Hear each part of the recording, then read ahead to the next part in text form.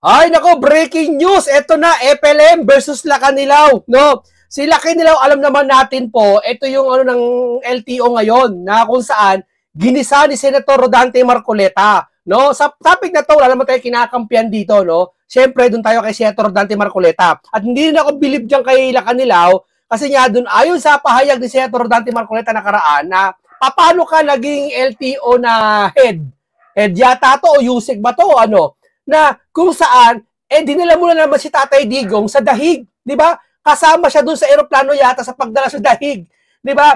Ginisa ito ni Senator Rodante Marcoleta na sinabi, ano ka ba? Kasi ang gusto kasi ni Senator Rodante Marcoleta, bago ka umupo sa isang ahensya ng gobyerno, dapat may alam ka doon sa uupuan mo. Ika nga, porte mo yon, no? Kasi sayang ang posisyon kung ilalagay ka lang doon sa isang ahensya kung dahil sa politiko lang o dahil sa politika lang na hinatid mo ba si Tatay Digong? Yung ba ang premyo, di ba? Ito ba ang premyo mo kay Junior na maging LTO ka na head yata para kasi dinala mo si Tatay Digong? Ano, price? Di ba? Yun ang po ang nakaraan kay Senator Dante Marcoleta. No? Ngayon po, pag-uusapan natin, ito naman po, natapat niya si FLM. Wala po tayong pakialam so anong issue ni FLM, no? Tungkol kay Makagago at tungkol dun sa kanyang mga issue. Dito po sa pag-uusapan natin sa LTO sa kanyang paglabag, no? Bibigyan lang po tayo ng mga opinion at mga tsorya tungkol sa nangyayari ngayon, no? Kasi wag tayo papalin lang, no? Marami akong tsorya tungkol diyan. Una-una, pwedeng panakit butas tong si FLM, 'di ba? Kaya sila nagkakaganyan, no? Pero si Makagago hindi naman 'yan. Talagang galit si Makagago diyan kasi nga wala namang ginagawang masama tong si Makagago, nasusubaybayan ko rin naman, tinapik niya man talaga, nag-react naman tong si FLM, no? Pero, by the way, ibang-iba tayo, no? Dito tayo kay Lacanilaw, pati kay FLM, no? Ngayon po,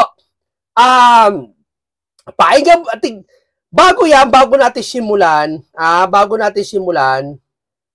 painggan at, ano mo natin si Senator Rodante Marcoleta, papiaw mo natin to kasi nga, ito importante to may kumakalat na fake news ngayon kay Senator Rodante Marcoleta na nagbabiral na. Yung Noche Buena daw po, tinututulan ni Senator Rodante Marcoleta. Ito po, pinalagan po ni Senator Rumesbak po, si Senator Rodante Marcoleta.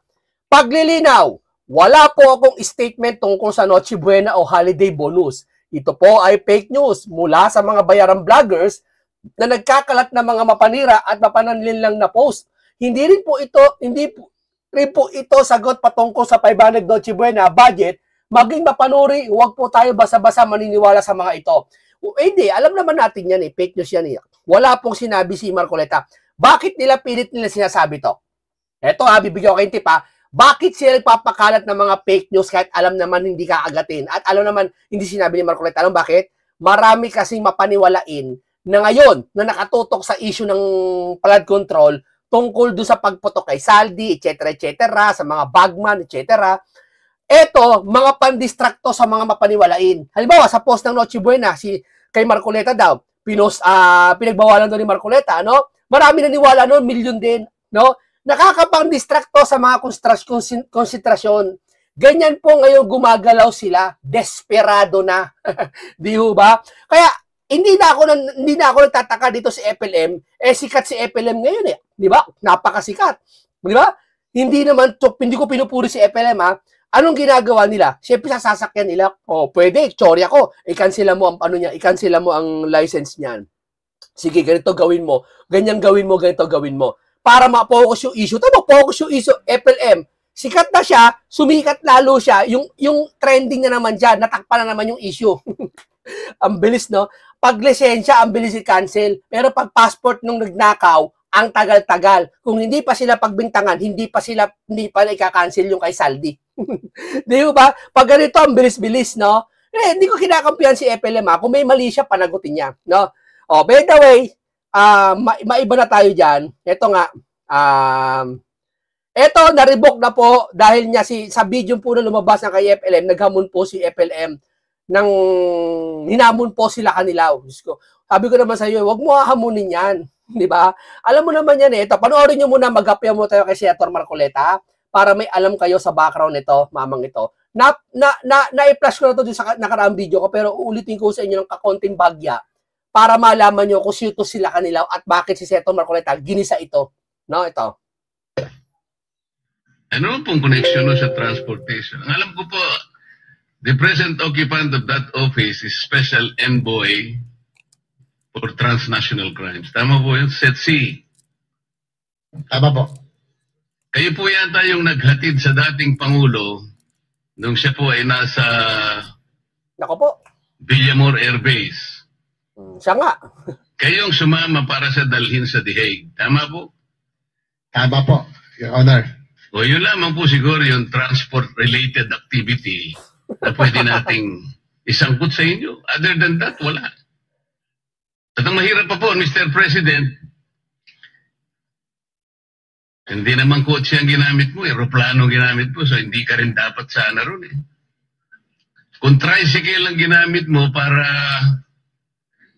dalhin mo si dating Pangulong Duterte sa The Hague, mula nung March hanggang ngayon, baka hindi ka pa nakarating.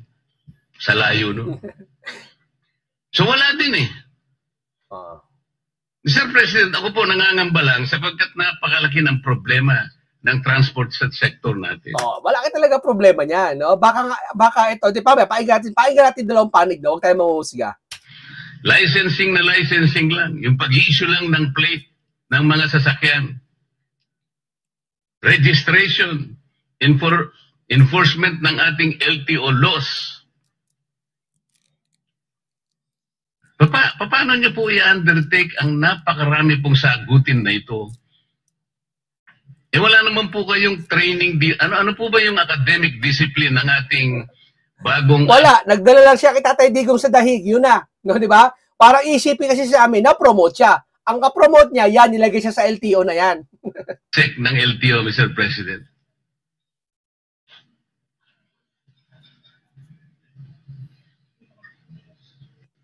Your Honor, Mr.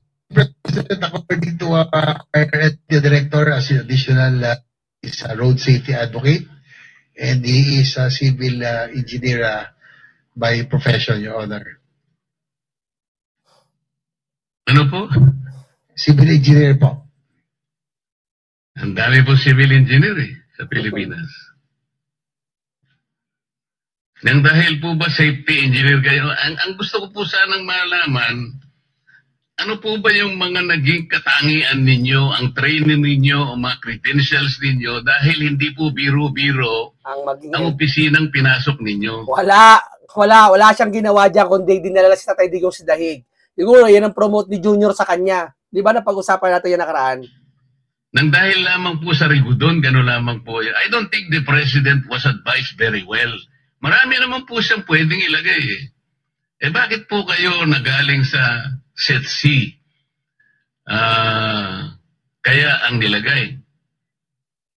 Kasi lagi yung tinitingnan niya. Totoo. Pahinga natin tong si FLM o Norman Mangusin aka FLM. No, hindi ko kinakampihan siya, no.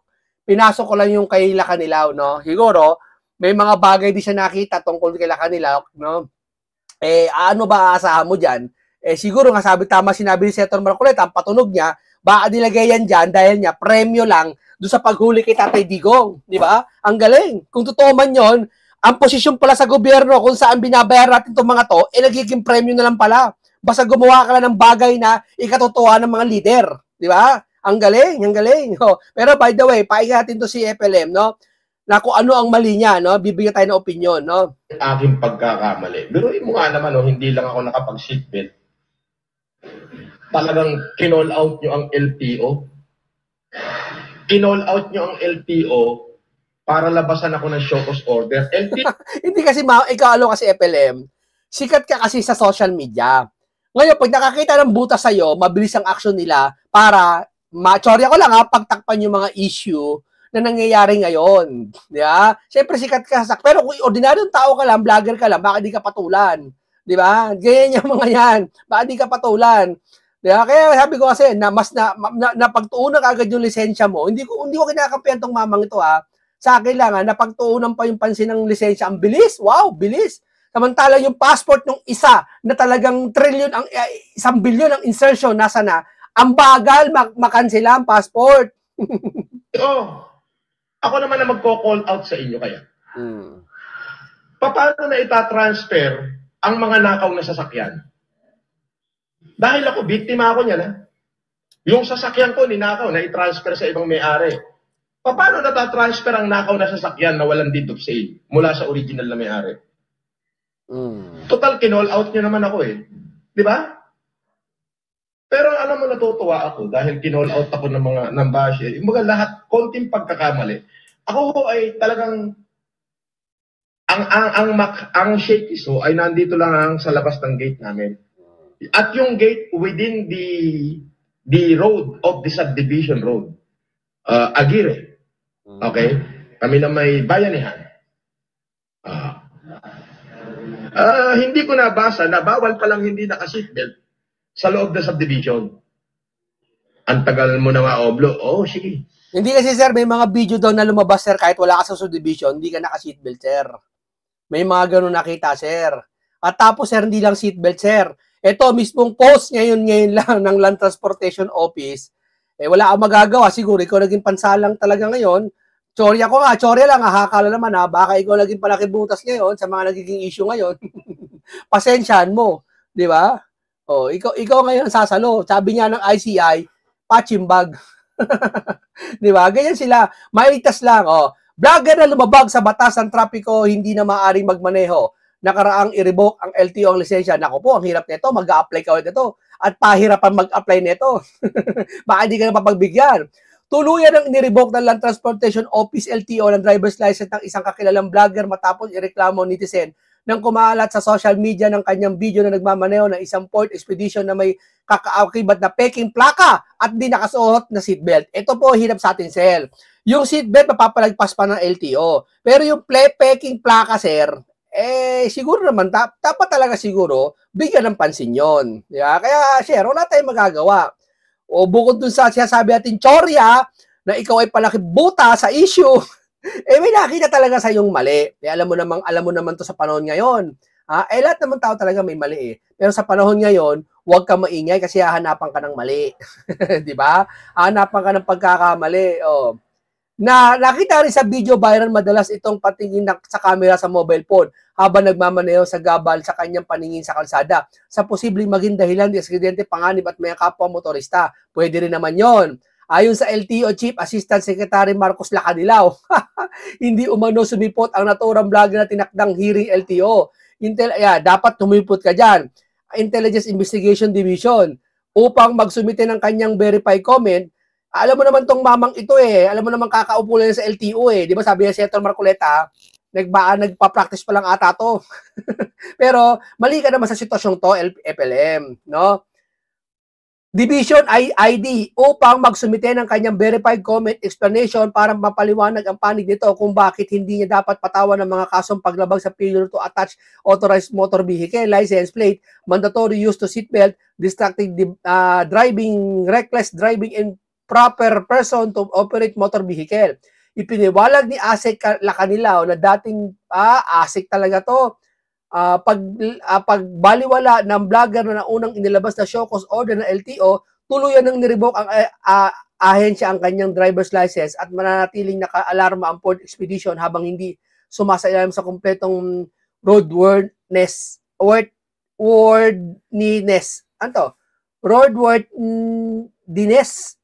inspection sa LTO Motor Vehicle Inspection Facility. Yan, yan ang sa'yo. Ikaw kasi, yan ang nangyari sa'yo tuloy. Mainit ka ngayon. Bukod kay MG, kinalaban mo kasi si MG. Di ba? Alam naman si MG, talagang yan. Legit yan. Hindi yan nagbibiro. Ayan, maalis na tayo dyan. Maalis na tayo dyan. Dito tayo ipagpatuloy natin tong kinukwento niya sa atin. No? Hindi ko alam yan na bawal pala ang hindi naka-seatbelt sa loob ng subdivision. Usually, pag nagdadrive ako, magsi-seatbelt na ako pagpapasok na ako sa any national road. But within the subdivision road, hindi ako nagsi-seatbelt. Nasa loob ako ng subdivision Hindi, yung plaka mo nga, sir. Patakbon mo lang naman dito, 20. Saka pasensya ka, sir.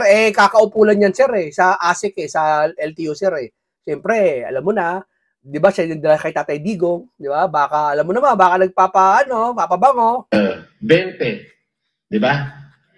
So, pagpalabas ko ng highway, halimbawa, lalabas na ako ng sukat. Yan. Bago pa lang ako, paglabas na ng subdivision, magsi-seatbelt na ako. Yun. So, tama, maganda rin yung bantay sarado nyo lahat ng aking ginagawa at nakikita ko yung aking kamalian. Kasi kayo na yung nagpapaalala sa akin eh. Ay, mali yan. Okay. Maraming salamat to. Ngayon, ako lang ay magtatanong. Dahil dyan sa pag-call out niya, biruin nyo, nandun lang ako sa may Pizza Hut, nasa gate lang namin yun. Ay, syempre, papasok na rin ako sa subdivision, sa loob ng ng kung saan ako nakatira. Ay, alam mo, ito kasi taong ito, hindi mo malaman, minsan, sir, pasuray-suray kasi siya sabi mo, sir, eh. Minsan, sinabi mo ngayon, sa isang araw, iba na naman, eh. Di ba? Wala kang consistency sa sinasabi mo, sir, eh, kahit sa maliit na bagay, eh. Paano ka namin mapagkakatiwala kung sa maliit na bagay, di ka na, ano ka, eh. Dapat, sir, ako, bilib ako sa'yo kasi nakakapagbigay ka kahit papalo sa mahihirap. Di ba? Pero, yung, ano mo naman, siguro bilang vlogger ka, siguro, pabahagi ng content mo yon. Di ba? Okay din maging mayabang ka, sobra, walang problema dyan. Pero yung pagiging consistent mo sa pananalita, eh, lagay mo naman sa lugar. Hindi na ako nag-seatbelt. Usually, kasi wala naman Kapag wala naman traffic light. Nagets nyo?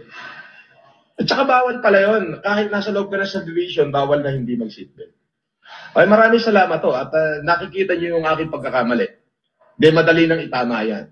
Kaya, kung yung maliit na bagay nakita ng LTO, bakit yung complaint ko hindi nila makita?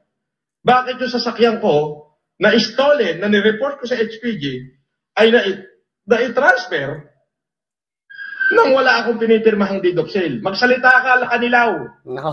Ikaw, kino-call out kita. Ayoko, na-call out mo. Ayan, nirevoke ka tuloy.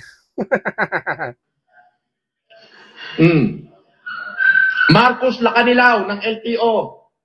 Paano na i-transfer yung sasakyan ko na stolen car sa register ng LTO na walang proper documentation at fictitious yung ID nung naka-avail nung aking sasakyan. Naggagaling-galingan ka eh. Di ba?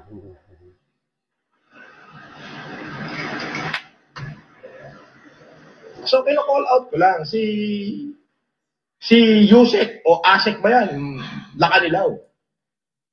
Na bakit yung stolen car, nakaw na sasakyan, ay naitatransfer sa ibang pangalan nang walang proper deed of sale. Nagtatanong lang po ako. Baka ho pwede pakiimbestigahan nyo rin yun. Di ba? Itong taong ito, hanggang ngayon hindi ko alam kung paano pasabihin. Nahihiwagaan pa rin ako sa kanya eh.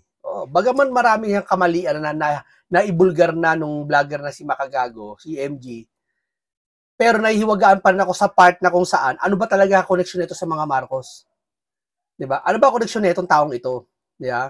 May nagsasabi, hati ang opinion, diba? Na meron daw connection. Kasi nakapagtataka eh, paano nakalabas to? Di ba? Ang bigat ng kaso nito eh. Di ba? Akala ko dati di na makakalabas to eh. Di ba? Nakakapagtaka, di ba? Isipin mo 'yon. Di ba? Asan loob niya. Bilib ako sa kanya kahit nagsisinungaling siya, nabuko siya ni MG. Eh, ang tapang-tapang niya.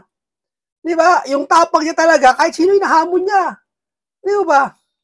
Nahihiwagaan lang ako sa kanya. Yun lang gusto ko. Pakiimbestigahan nyo rin ho. Sasagutin ho namin yan na yung show cause nyo sa akin. Walang problema yan. Pero sana ho, sagutin nyo rin yung sa akin. Paano ho na i-transfer yung ninakaw na sasakyan ko sa ibang pangalan? Kompleto ho ako ng report ng HPG. Sige nga. Yung hindi ko pagsiseatbelt sa loob ng subdivision, nakita nyo po. Sinuspindi nyo yung aking lisensya. Wala akong problema. Susunod po ako. Di ba? Magpapail po kami ng sasagot po kami ng proper. Ako naman ho ay magtatanong sa inyo, lalo na sa iyo, Asek ba o Yusek Lakanilaw? Marcos Lakanilaw? Bakit yung mga nakaw na sasakyan, napapayagan yung naitatransfer ang pangalan kung kani-kanino? alam nyo namang nakaw. Ibig sabihin, hindi nyo bine-verify ng maayos yung mga dokumento. Ganun po ba? Ganun po ba? Meron ako, kompleto po ako ng HPG report. Ninakaw ho yung sasakyan ko. Abay, nakagulat ho ako, nakatransfer na sa ibang tao. Hindi ko lang kung gano'n totoo siya sabi mo, baka publicity lang ginagawa mo ha. Dapat pinakita mo yung papeles na talaga totoong naagrabyado ka, di ba? Pwede mo na i-post gaya ng ginagawa ni Saldi ko, di ba? Di ba? Kasi yung maliit na pagkakamali ko, kung yun may pagkakamali, talaga na inaamin ko naman ho, nandito ho ako sa loob ng subdivision, hindi ho ako nag-seatbelt. Totoo po yun. Pero pag lumabas na ho ako sa gate ng subdivision, nagsi-seatbelt na ho ako. Kasi siya kaya nga may show cause order, sir, dapat doon mo pinaliwanag yan, huwag sa amin eh. Di ho ba? Dapat doon mo pinaliwanag yan, sir. Hindi niya ka na show cause order, ito, di ka dumalo. Ayan, na-revoke ka tuloy. Totoo rin po yun. Hindi ko naman ho alam na bawal pala ho na huwag mag-seatbelt sa loob ng subdivision. Kinall out lang ho kayo ng mga basher ko, sinokos order nyo ako. Maraming salamat po. Sasagutin po namin yan. Sinuspindi nyo lisensya ko, okay po. Maghahanap pa ho ako ng driver. Pero baka naman pwede ko rin kayo i-call out dahil ang galing-galing nyo po. Yung maliit na bagay, nakita nyo, Yusek Lacanilaw, Marcos Lacanilaw. Baka pwede ko namin ho kayo i-call out. Bakit ho yung sasakyan ko naninakaw na i-transfer sa ibang pangalan? At hanggang ngayon, hindi nyo pa ho nare-resolve.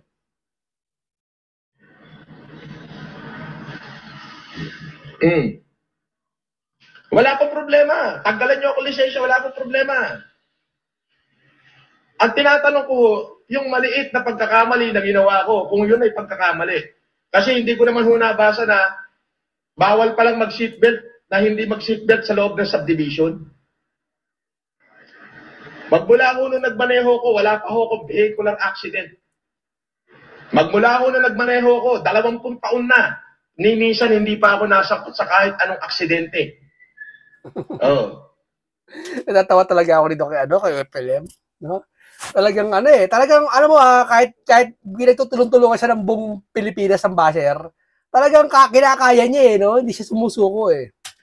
Dahil lang marami akong basher, ay ako ho'y nag-video, pero hindi naman ho ako may hawak, hindi ako nagse-share, may hawak ho yung tauhan ko. Ako lang ho ay nag-drive, ito lang ho sa labas ng gate, pwede ko ipakita sa inyo. Nasa loob ho ng subdivision yung shakies. Dapat kasi may show cause order ka, pumunta ka doon. Hindi ka pumunta, sir eh. Kinall out niya agad ako. Alam mo naman ngayon, pag may issue na malaking tao, i-issue ang kagad. Di ba? Oh. Ikaw siguro napili sa ruleta. Sinuspindi nyo agad lisensya ko. Sinokos nyo agad ako. Pero bakit yung mga nakaw na sasakyan na itatransfer ho ng deed of sale nang walang proper documentation, kayo i-call out ko? Baka pakisagot. Asik Lacanilaw. Marcos Lacanilaw. Di ba magaling ka? Nagkagaling-galing ka nga eh. O yan ang pakisagot mo. Bakit yung stolen vehicle ko na i-transfer sa LTO sa ibang pangalan ng walang deed of sale?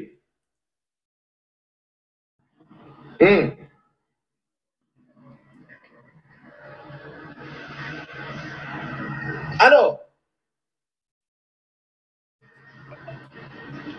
Yan ang pakisagot. Matalino kayo, di ba? Maliit na bagay nakita nyo. Wala akong seatbelt. Oo.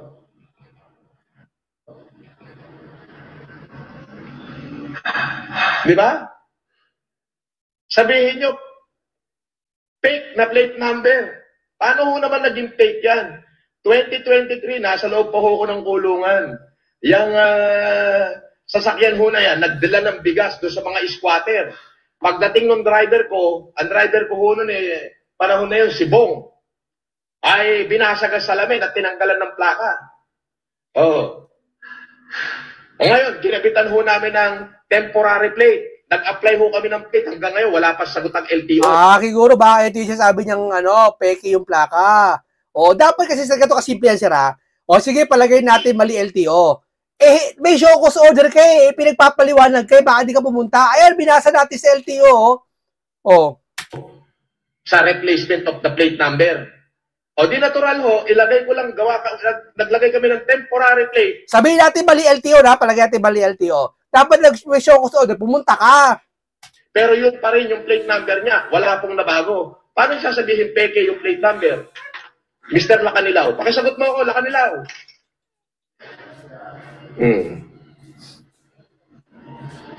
Di ba? Pakisagot nyo. Yung maliit na bagay, nakita nyo. Okay? Nakita nyo. Tama naman. Alam mo naman kasi sa anong to, panahon na to, pag naagawa ka ng kahit maliit na bagay, kung napatsyempo ka sa issue na kung saan pwede kang ipanakip, tsorya ko lang to ipananakip ka. Di ba? Yan ang uso ngayon di ba? Na-timing ka, FLM, di ba? O bagaman wala akong pakialam sa issue nyo na mga kasinungalingan, etc. ginagawa mo dyan, itong issue na to, baka tsorya ko, naging panakip ka siguro. Kahit maliit man yung ginawa mo, medyo sikat ka, kilala kang tao Sabi sa ika siguro, pagkakataon na to, para isa sa mga gugulo sa isipan ng tao. Tsorya ko yan wala kayong pakialam, tsorya ko yan. Alam na bawal ho palang hindi mag-seatbelt sa panaginip ko yan. Tuso sila panaginip ko yan. loob na subdivision. Ngayon ako naman po ang magko-call out. Sir, baka ho pwedeng pakipaliwanag nyo paano ho na i-transfer sa ibang may-ari ang isang nakaw na sasakyan. Kompleto po ako ng HPG report. Paano ho na i-transfer? Ibig sabihin, hindi ho kayo nagtatrabaho.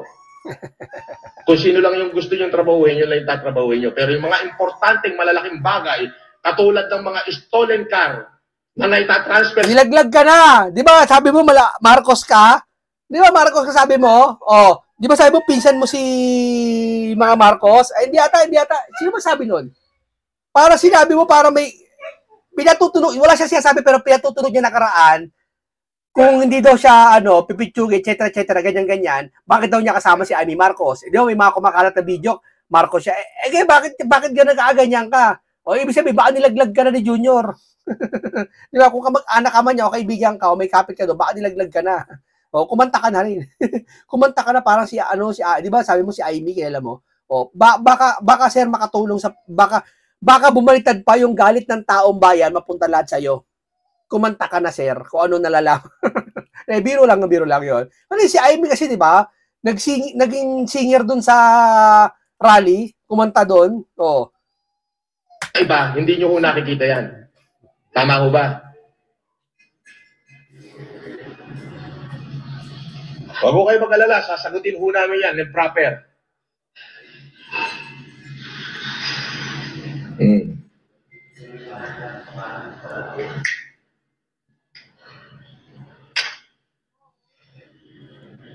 Suspendido yung aking lisensya. Dahil hindi man lang ako hindi ko pa ho naalaman pinaalam lang ho sa akin. Niribok ka na. Tatanggapin ko ho yan. Suspendido pala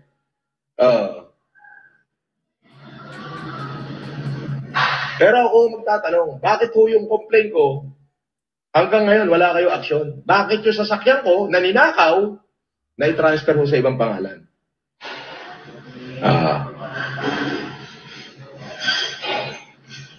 Bakit ho na i-transfer?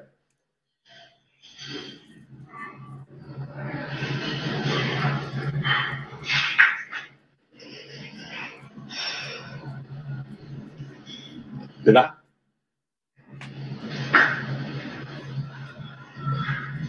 Nagpapasalamat ako sa cashier. Bakit? Akalain mong nakikita nila yung mali. Di na itatama ko yung mali. Di ba? Maraming salamat. At may itatama ako. Huwag po kayo mag-alala. Di suspendido yung lisensya ko. Okay po. Hindi ko ako magdadrive. Kung ano yung pinag-uutos nyo, susundin ko po yan. Pero, Yusek, shout out sa'yo. Magtatanong lang ako, bakit yung stolen car, kompleto ako ng HPG report, hanggang ngayon, di nyo may paliwanag. Bakit na itatransfer sa ibang tao ang isang nakaw na sasakyan? Magaling ka magsalita, di ba, Yusek, Marcos Lacanilaw? Yan, sagutin mo, bakit yung stolen car ko? Kompleto ako ng reklamo sa inyo ng report na bakit na i-transfer to nang wala akong deed of sale. Sagutin niyo muna ho yan.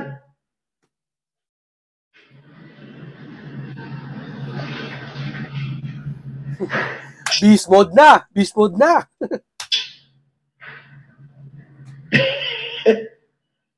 Suspenditin niyo, okay, walang problema, hindi na ako magdadrive. Magpapadrive, buti lang, may driver ako. Hindi, nirevoke nga eh. Ibig sabihin, tinanggalan ka na talaga ng karapatan magmaneho na eh. Eh ako, i-apply ulit yun. Di ba? Sasabihin nyo, fake ang plaka. Eh, umorder nga ako ng plaka sa inyo. Hanggang ngayon, wala pa eh. Dahil nga ako nawala, ninakaw yung plaka ko at binasag yung salamin eh. Natural, maglagay ako ng temporary plate. Mas mahirap naman ho yung wala kang temporary plate. Paano kung nakasagasa ka? Anong pagkakakilanlan nila sa'yo? Kung sasabihin nyo, peke yung plaka, eh bakit alam nyo nakarehistro sa pangalan ko? Di ba?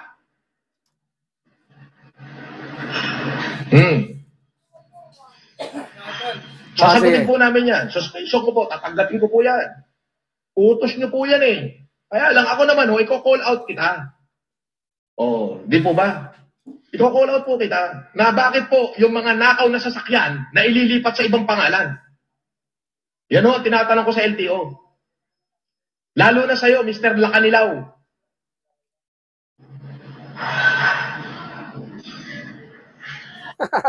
Bugbog sarado sila Kanilaw eh. Niresbakan ka tuloy nila Kanilaw. Alam mo naman yan eh, di ba? Alam mo sa panahon ngayon, wag kang magti-trigger na dahil talagang isusokos order ka. Pero pag yan eh, nagnakaw ka sa kaban ng bayan, ako, pahirapan kay Shokos order. Di paharapin sa Senado, hindi ka papaharapin, di ba? Pero baba ganyang bagay, nagpapatulan ka. Chorya ko yan. Nasa loob ko na sa division noon. Nagmamaneho. Sinokos nyo ako. Tatanggapin ko po yan. Bakit po ang hindi? Order nyo yan eh. Di ba? Pero ako naman na magko-call out sa inyo. Ipaliwanag nyo yan. Bakit yung sasakyan ko? Yung aking S500 na ninakaw ay na-transfer nyo sa ibang pangalan. Kompleto po ako na report niyan. Pati HPG. Pati investigation nasa akin. No? Kung kinakailangan nyo ng papel, gusto nyo, ipakita ko na lang dito sa YouTube para okay na eh. Di ba? Ang masasabi ko lang ho, doon sa ibang Yusek, huwag kayong gamol. Nagiging gamol kayo minsan eh. Nilaglag ka na, baka Marcos ka kasi. Baka doon papanggap ka daw ata eh. Nilaglag ka na ata daw. Di ba? Nakakita lang kayo ng picture na nag-viral. Hindi nyo tinignan kung nasaan. Di ba? At Timano, sinokos order nyo agad. Di ba? Ano yung palakasan? Hindi, baka tama yung sabi ng chismis ng iba. Nasasabi, nagpapabango yan. Yung mamang yan. Bakit? Kasi di ba ginisa nga ni Senator Rodante Marcoleta yan, mga kaibigan. Ngayon, pinatutunayan siguro niya sa pamamagitan ng mga ganitong vlogger na sikat na ito ako, nilagay ako sa LTO, karapat dapat ako. Kasi nakapagkataka nga naman, sabi ni Senator Marcoleta di ba parang nagpa-premyo sa kanya yung pagkakahuli kay Dare Digong, yung pagkakaupo niya dyan sa LTO ngayon. Di ba? Kaya ibig sabihin, siguro, baka isa sa mga puntos yan, ito ako. Nanguhuli ako ng mga big fish, di ba? Parang ganito ako, ito ako, tatrabaho ko sa LTO. Yan ang aking teorya, hindi ng chismis-chismis niya yun, di ba? Kaya ikaw naman, FLM, dapat nag-show ko, sir, sumunod ko na lang muna. Alakasan ba yan? Ngayon, ang tanong ko, bakit ang nakaw na sasakyan na ililipat sa ibang pangalan? Buti na lang, may personal experience ako sa inyo. Di ba?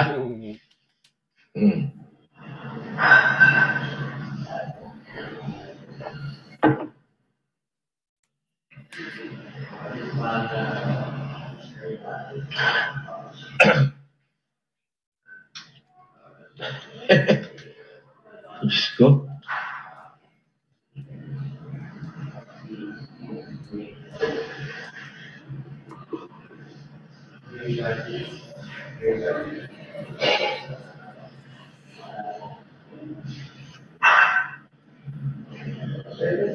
May cheque sa loob yung subdivision dito sa BFO. Totoo. Ito, maputo na tayo. Basta ito lang, hindi natin kinakampi itong mamang ito. At ito sa akin lang, pinasok ko lang itong nakanilaw na nagtataka nga naman ako, ba't nakaupo yan sa LTO? Dahil sa ayon siya sa susundan natin siya, sabi ni Senator Dante Marcoleta, na ano bang requirement, bakit napunta ka dyan, di ba? Porkit lang ba dinala mo sa Taydigong sa Dahig, adyan ka na? Di ba? Kaya naipasok ko lang. Kaya ikaw naman, FLM, sa akin, chore lang to mga to, na siguro baka ikaw nakita na panakit butas muna sa issue nangyayari ngayon, kasi alam mo naman yung mga yan, kahit sa maliit na bagay, pag nakita nila may opportunity silang mapanakit butas tong issue na to, maaari ikaw ang nagiging sangkalan, di ba? Yan ang aking teorya lang, di ba? Kaya ikaw, pasensya ka. Nagamit ka sa sitwasyon ngayon. Ikaw ang nasa roleta ngayon, di ba? So, ganun ka simple. Ay, teorya ko na lahat yan, no? Okay, hanggang dito lang po muna tayo sa aking mga palaginip. Paalam sa inyong lahat.